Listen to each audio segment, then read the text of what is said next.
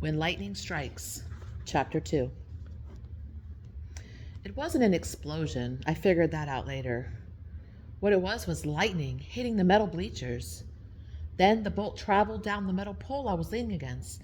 So I guess you could say that technically I got hit by lightning. It didn't hurt though. It felt really weird, but it didn't hurt. When I could hear again after it happened, all I could hear was Ruth screaming. I wasn't standing in the same place I'd been a second before either. I was standing about 5 feet away. Oh, and I felt all tingly.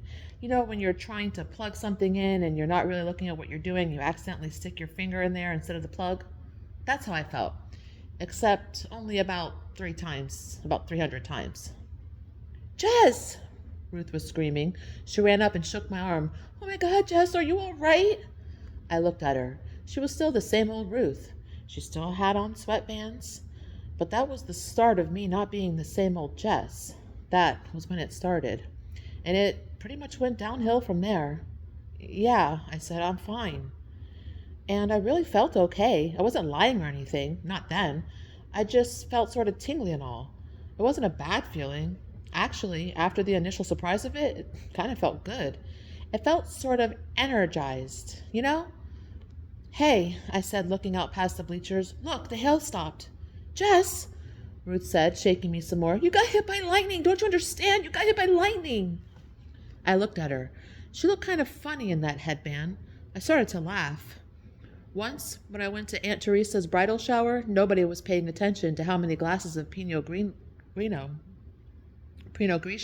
the waiter poured me, and I felt the same way, like laughing a lot. You better lie down, Ruth said. You better put your head between your knees. Why? I asked her. So I can kiss my butt goodbye? This cracked me up. I started laughing. It seemed hysterically funny to me. Ruth didn't think it was so funny, though. No, she said, because you're white as a ghost. You might pass out. I'll try to go flag down a car. We need to take you to the hospital. Oh, geez, I said. I don't need to go to any hospital. The storm's over. Let's go. And I just walked out from under those bleachers like nothing happened. And really, at the time, I didn't think anything had happened. I felt fine. Better than fine, actually. Better than I felt in months. Better than I felt since my brother Douglas had come home from college. Ruth chased after me, looking all concerned. Jess, she said, really? You shouldn't be trying to... Hey, I said. The sky had gotten much lighter, and underneath my feet the hailstones were crunching as if someone up there had accidentally overturned some kind of celestial ice cube tray. Hey, Ruth, I said, pointing down at the hailstones. Look, it's like snow in April. Ruth didn't want to look at the hailstones, though. Even though she was up to the swooshes of her Nikes in them, she wouldn't look. All she would do was look at me. Jessica, she said, taking my hand. Jessica, listen to me. She dropped her voice so that it was almost a whisper. I could hear her fine since the wind had died down and all the thunder had stopped. Jessica, I'm telling you, you are not all right. I saw lightning come out of you. Really? I grinned at her. Neat. Ruthie dropped my hand and turned away in disgust. Fine, she said, starting back towards the road. Don't go to the hospital. Drop dead of a heart attack. See if I care. I followed her, kicking hailstones out of the way with my platform pumas. Hey, I said. Too bad lightning wasn't shooting out of me in the cafeteria today, huh? Jeff Day would have really been sorry, huh? Ruth didn't think it was funny. She just kept walking, huffing a little because she was getting so fast. But fast for Ruth is normal for me, so I didn't have any trouble keeping up. Hey, I said, wouldn't it have been cool if I had been able to shoot lightning at assembly this afternoon? You know, when Miss Bushy got up there and dared us to keep off drugs? I bet that would have shortened the speech of hers. I kept up in that vein the whole way home. Ruth tried to stay mad at me, but she couldn't. Not because I'm so charming or funny or anything, but because the storm had left some really cool damage in its wake.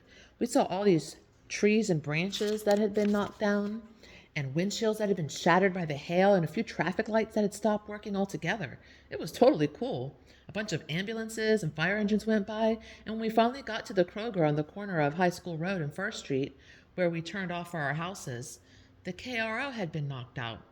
The sign just said, GER. Hey, Ruth, look. I said, Gur is open, but Crow is closed. Even Ruth had to laugh at that. By the time we got to our houses, I mentioned that we lived next door to each other, right? Well, Ruth had gotten over being scared for me. At least I thought she had. When I was about to run up the walk to my front porch, she heaved this really big sigh and went, Jessica, I really think you should say something to your mom and dad about what happened, I mean. Oh, yeah, like I was going to tell them something as lame as the fact that I'd been hit by lightning. They had way more important things to worry about. I didn't say that, but Ruth must have read my thoughts, since the next thing she said was, No, Jess, I mean it. You should tell them. I've read about people who've been struck by lightning the way you were. They felt perfectly fine, just like you, and then wham, heart attack. I said, Ruth,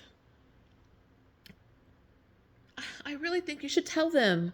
I know how much they have on their minds with Douglas and all, but hey, I said, Douglas is fine. I know. Ruth closed her eyes.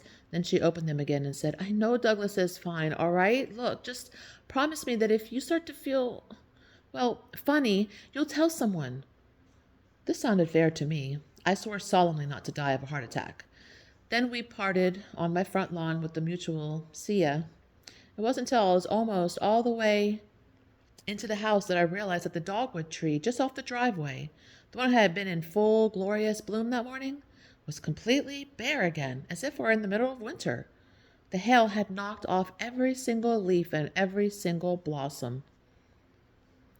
They talk all the time in my English class about symbolism and stuff, like how the withered old oak tree in Jane Eyre's portends doom and all of that. So I guess you could say that if this statement of mine were a work of fiction, that dogwood tree would symbolize the fact that everything was not going to turn out hunky-dory for me. Only, of course, just like Jane, I had no idea what lay in store for me. I mean, at the time, I totally missed the symbolism of the leafless dogwood. I was just like, wow, too bad. That tree was beautiful before it got ruined by hail. And then I went inside.